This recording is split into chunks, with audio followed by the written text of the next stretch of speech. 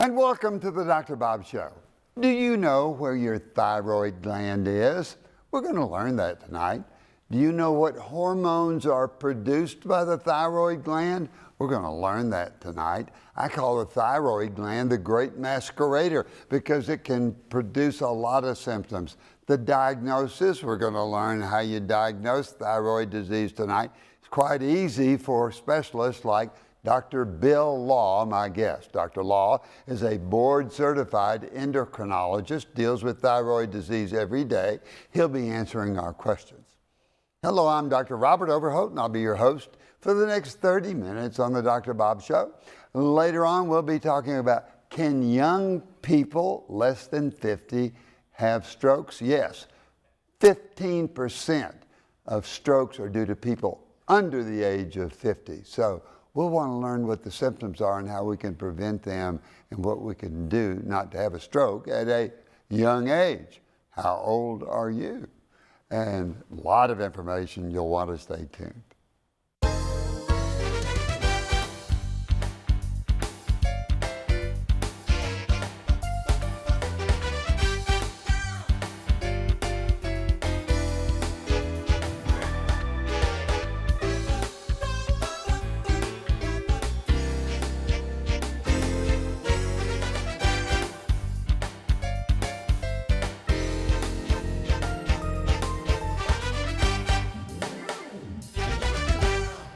We're talking with Dr. Bill Law, board-certified endocrinologist, deals with the hormones from various glands.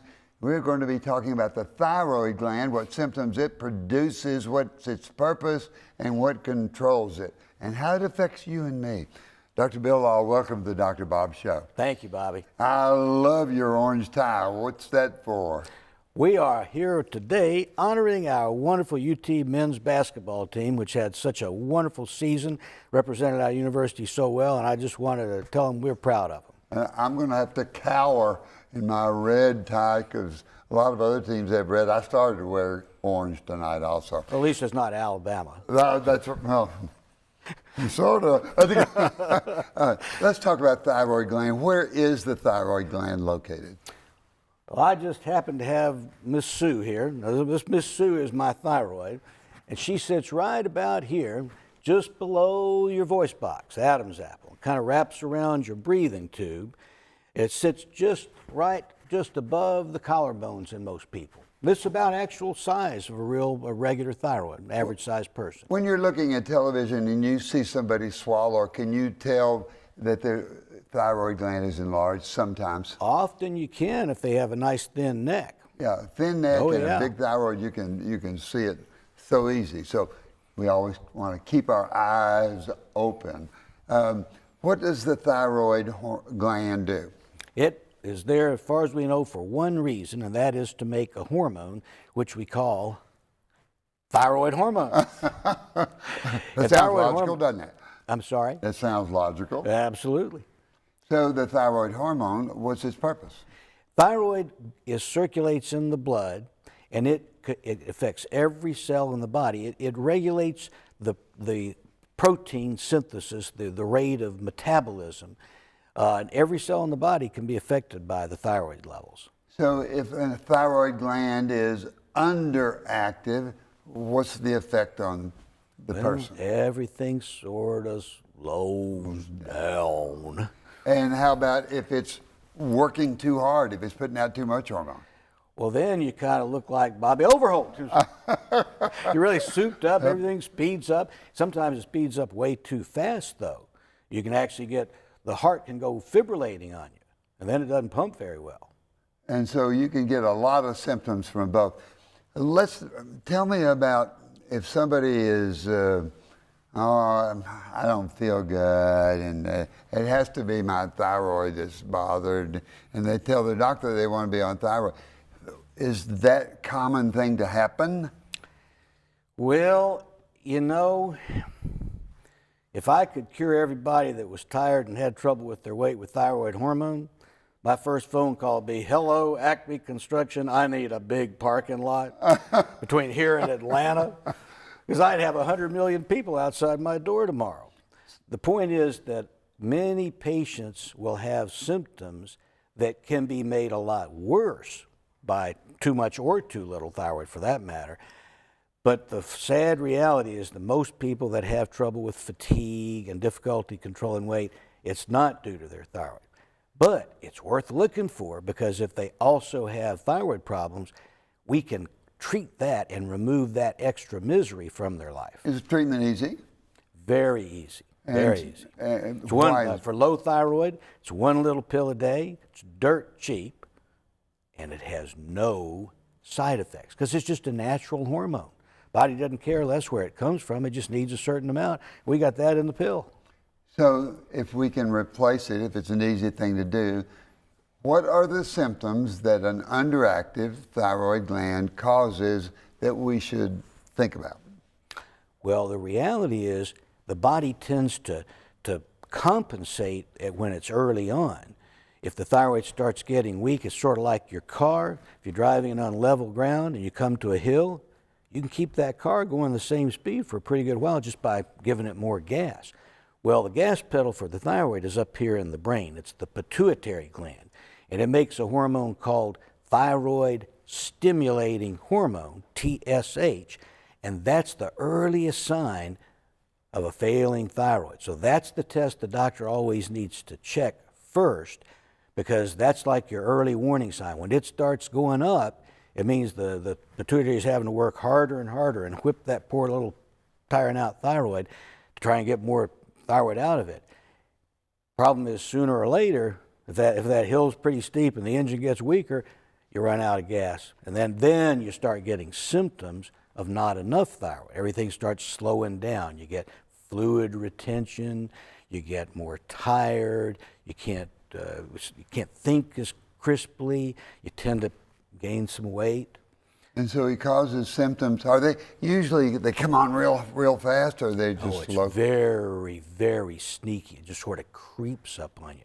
That's why you have to do the test, because it doesn't change from day to day or week to week or month to month. It kind of just insidiously creeps up on you. So that TSH in the pituitary, when it sees the thyroid's not doing much work, it really starts pumping out the TSH, and then the thyroid hormone on the blood test would be? Well, it's like that car, it might keep going the same speed, but it's because you're giving it more and more gas. So is the TSH a good, reliable test? Very reliable. In fact, it's the canary in the coal mine, so to speak. It's the earliest sign of a thyroid pooping out, and if you catch it nice and early, you can nip it in the bud. You see, the problem is, if you have too much stimulation, not only does it try and stimulate the thyroid to make hormone, it can also stimulate it to grow and become a goiter. And thyroid surgeons are nice people, but you probably don't want to be their best customer. No offense to your son, Mark, who's a wonderful thyroid surgeon.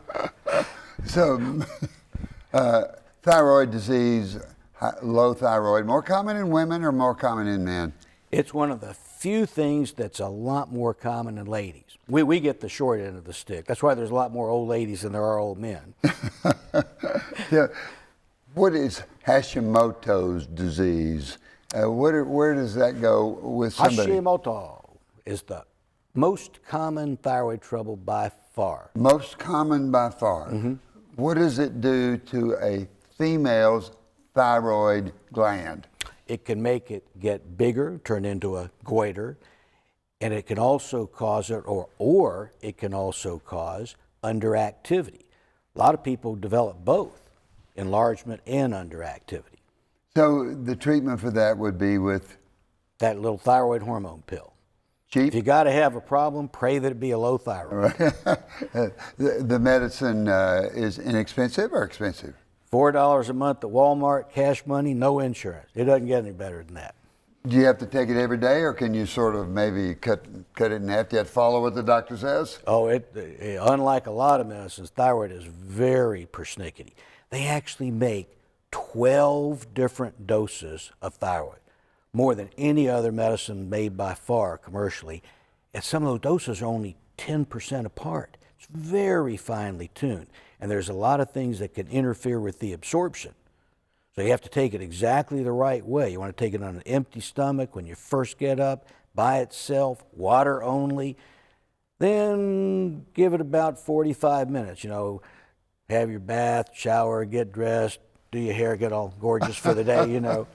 Give that thyroid a chance to get down the hatch, through the stomach, into the bowel, and absorb, so it can be very consistent from one day to the next. And so you follow the thyroid function by your TSH, and that gives you an idea either the patient isn't taking it or they need some more. And that Yeah, you takes, adjust it to very finely tuned. what if the thyroid gland is overactive? Does that change the TSH? Well, now, if you got that cruise control, And and you that's what start we're- going, no, go ahead. That's what we're going to talk about when we come back. What happens if that thyroid gland is putting out too much hormone? What happens to the TSH then? And what's the treatment and diagnosis? A lot of information.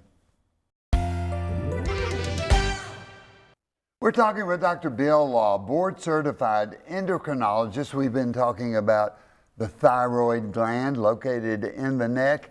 If it doesn't work well, it's controlled by the pituitary gland. So the pituitary gland says, hey, I better put out more hormone. That's the TSH, thyroid stimulating hormone. If it's high and the thyroid hormone is low, you know you've got the diagnosis. This is the most important thing, the TSH. The medicines are great, they're inexpensive, they're good, but you gotta take them exactly like the doctor says. Is that a pretty good summary? You did good.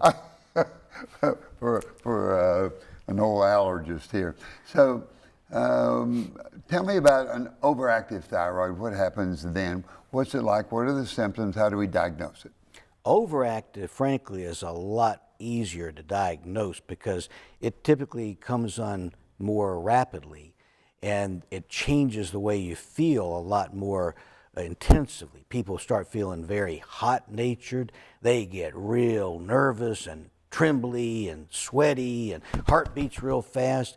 They get tired very quickly. They poop out just walking up half a flight of stairs. Because they're working too hard, their body's working Their too hard. body's makes just them tired. being whipped by that high thyroid level. Just And- poops out. And the thigh muscles, they're the ones that sort of give out first.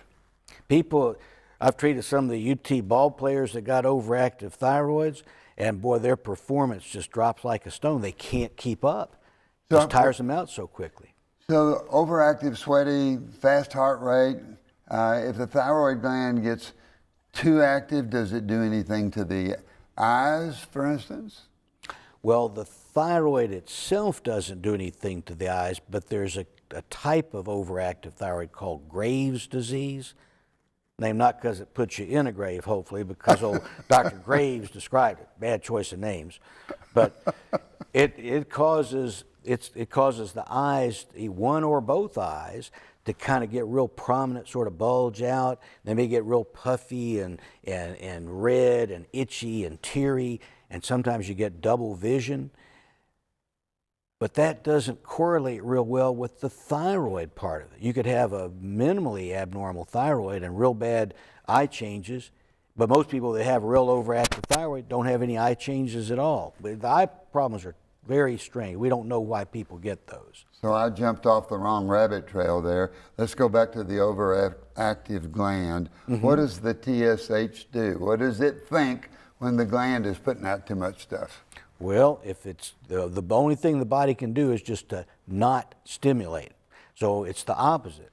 If the car is going too fast, you take your foot off the accelerator. So that thyroid stimulating hormone, it goes to zero. So the TSH would be low, low, low, low. Yeah, very low. And the thyroid hormone that you measure would be Be very, very high. So Everything goes opposite. is that a easy diagnosis laboratory-wise? Is that sophisticated enough to say you've got hyperthyroidism, we need to do something about it? Yes, very much so. If somebody is anxious and sweating and their heart's going bang, bang, bang, and it triggers them into irregular heart rhythms, is the treatment what?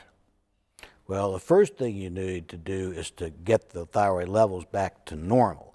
We usually do that with medications that will block the formation of thyroid hormone, get the patient feeling better. Once we get the levels back to normal using medication, Then you can decide how you want to get rid of the problem for good. You can either do that by taking the thyroid out surgically, which we don't do very often anymore, because you can treat it with a dose of radioactive iodine as an outpatient in the office and have just as good or better a response without the risk of surgery. So if you give somebody radiation, do you do that with an X-ray, or you do it in the office? Do you drink the radioactive material? It's real complicated, Bob. After I calculate the dose, it comes in a little capsule, and I say, here, swallow this pill. That's complicated. That's real complicated. That's usually just a one-time treatment. Oh, is that right? Gets rid of it. Why does that pill go to the thyroid versus going to the toe? Well, it's wonderful that the thyroid cells are the only cells in the body that concentrate and store iodine, because they got to have iodine to make thyroid hormone. In fact, the abbreviation for thyroid hormone, T4, T3, stands for 4 and 3 molecules of iodine. So thyroid's got to have a lot of iodine to make the hormone, and you can use that fact to trick the thyroid into destroying itself without the knife. You just make it radioactive. Comes in a little gelatin capsule. You swallow it down, gets absorbed, heart pumps it around. Thyroid cells can't tell the difference between a radioactive isotope of iodine and an iodine molecule that came out of a salt shaker. Looks just like iodine to them, so they scarf it up. It's sort of like killing rats with decon. If you can get the rats to eat enough of that stuff, they're going to die. So when you give radioactive iodine in a little capsule and say, take this, and it goes to the thyroid gland and destroys some of the thyroid gland, do you frequently then destroy too much and become hypothyroid? Oh, the whole thyroid's diseased. You don't want to get rid of part of it. You want to get rid of all of it. So yeah, you intentionally give enough to get rid of it. It's like a cancer. You wouldn't go in there and take out part of it. You want to get all of it. So you get rid of all of it so it can't come back and burn you in the future. Then you just take that little pill of thyroid hormone and live a totally normal life. It sounds so simple, but it's not simple. You've really got to be a pro. So the mistakes that you see all the time, you were talking about, you see people that don't feel good, that they're gaining weight, that they're tired, that their skin's dry, and they say, it must be my thyroid. And sometimes, can you get thyroid real low dose when you shouldn't have it? I think it would be fair to say that sometimes doctors trying to help their patients That's right. will give them a low dose of thyroid, knowing that it's not going to hurt them if they give a low dose, and thinking that it might help them. The sad reality, though, is it really doesn't help them at all. If they're not low on it, all the body does is just, however much you give by the pill, it just cuts back on how much it's making. But the net result is not any benefit. So that TSH is the word that we need to remember, the thyroid stimulating hormone. If your TSH is real high, low thyroid. If your TSH is real low, there's usually real high thyroid. You don't have to be very smart to be an endocrinologist. You are so smart and a great teacher. Bill Law, thank you for coming to the Dr. Bob's Show. I have the best time when you're here because I just laugh and have a good time because your stories are good, your teaching is good, you're an excellent physician, and I'm very proud of you. Well, I appreciate you, Kyle. I like what I'm doing. Well, and do I ever. We want to thank Dr. Bill Law. What a great discussion on thyroid disease. If you think your thyroid is a problem, get your doctor to do a TSH or know that that's the key to knowing if you've got a low or high thyroid. And now you're going to want to stay tuned. We're going to be talking about, can young people get strokes? And if they do, why is that? A lot of information. 15% of strokes are in young people.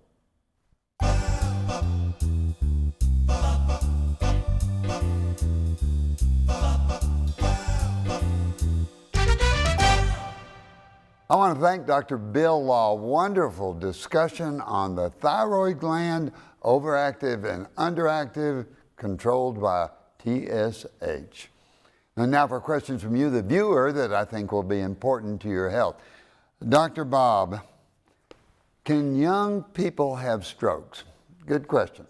When we think of strokes, we think of older people. A stroke, there are two different kinds. One where the blood vessel closes off. When it closes off, you don't get blood supply to a certain part of the brain, and the body loses function that that part of the brain usually allows us to use. The other kind is a hemorrhagic stroke, that one we just talked about, ischemic stroke. The hemorrhagic stroke is the blood vessel that goes and supplies blood in the brain bursts. When it bursts, that's a hemorrhagic stroke. The importance of finding out which one that is so important, because if it is an ischemic stroke, then from a blockage from a blood clot in big arteries, we can actually go up and remove those. It's called a thrombectomy, and they can do that through a catheterization. And so it's so important that we get to the emergency room and reestablish blood flow if it's an ischemic attack. Otherwise, if you can't remove that clot, you can give medicines to dissolve the clot. So it's so important that you know the signs of a stroke. The signs of a stroke in older people we're still talking about is FAST, F-A-S-T. F is the face, and the face will be drawn to one side. The other one is A, and that's the arms. If you get weakness and numbness in one side, you call 911, you take aspirin, or 911, and you head to the emergency room. In the emergency, as you're on your way, they'll communicate with each other, and the emergency room will be ready for you. The S is speech. The speech becomes slurred, and when somebody is getting ready to have a stroke, it's one of the signs. And the T in FAST is time. You've got 90 minutes from the time your symptoms start before getting to the hospital and getting treatment started. 90 minutes you've got. So it's so important to say, well, I'm going to wait and see until tomorrow. So remember, if you've got speech slurred, actually sudden blindness, weakness in one side of the arm, then think about getting to the emergency room quickly. So what happens in younger people? We don't really have that much problems with stroke in young people. Well, 10 to 15% of strokes occur in people under the age of 50. So think what's young in our society. 40 to 50, 30 to 50 is middle age. And so with that in mind, there's a 10 to 15% incidence of having stroke. A little different kind of stroke than the ischemic stroke. Usually it's a clot from somewhere or something from a blood vessel breaks loose and ends up coming to the brain where it blocks the blood supply to the brain. Well, now if we've got something in our legs, if we've got thrombophlebitis and we've got a blood clot there, and it comes to the heart, it usually goes to the lungs. And that's what we call pulmonary emboli. And we get a lung infarct. But as the blood comes up to the right side of the heart, there is one developmental defect that we're learning more and more about. It's called the FO. It's the foramen ovale. And therefore, a blood clot can go from the right side, normally goes to the lung, over to the left side, and that's the big pump that throws blood out to the body. The path of least resistance would be up to the brain. People with atrial fibrillation. What age do you get atrial fibrillation? Well, we're seeing it more and more. It's an irregular heart rhythm where the heart, instead of beating like this, sort of quivers. When it quivers, there's one area in the left atrium chamber of the heart where the blood can pool there. If it pools in there, we get a clot, and that clot can go from the left atrium to the left ventricle, where it's pumped out. The path of least resistance is up to the brain, and so you start getting symptoms of a stroke that way. So a stroke can occur in young people. The symptoms are the same, and the treatment is the same. So we've got to recognize that facial weakness, where one side of the face draws over to the other, garbled speech, and a weak arm, 90 minutes to get. There's some good news on some newer treatment, but it's 90 minutes. It's so important that you know that, you recognize the signs, and you get to the emergency room. Well, how do we prevent that? Well, it's like doing those 4 things we talk about every time we have the Dr. Bob Show. Number 1 is exercise. If you exercise, you stay thin. It regulates your cholesterol. The cholesterol is improved. Less stress, less anxiety. Lose weight, your blood pressure falls. Getting 7.5 hours of sleep.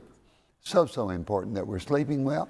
If you're not sleeping well, you may have to talk it over with your doctor, but usually you've got to know how to sleep. The room's got to be dark. The covers have got to be good. There's no extraneous noise. You don't watch television, use your computer right before you go to bed. You slow down and you relax. So know how to sleep. Get 7.5 hours of sleep. Eat well. Eat nutritious food. So we all know, eat more fruits, more vegetables, more fiber. That's what helps us stay healthy, lose weight, stay thin. And most of all, what is it we like in the Dr. Bob Show? It's that laughter in your life. Remember, when you laugh and giggle, your immune system will work better. You'll do better. Life will be better. You'll be happier. The friends around you will be happier. And you'll be healthier if you stay happy.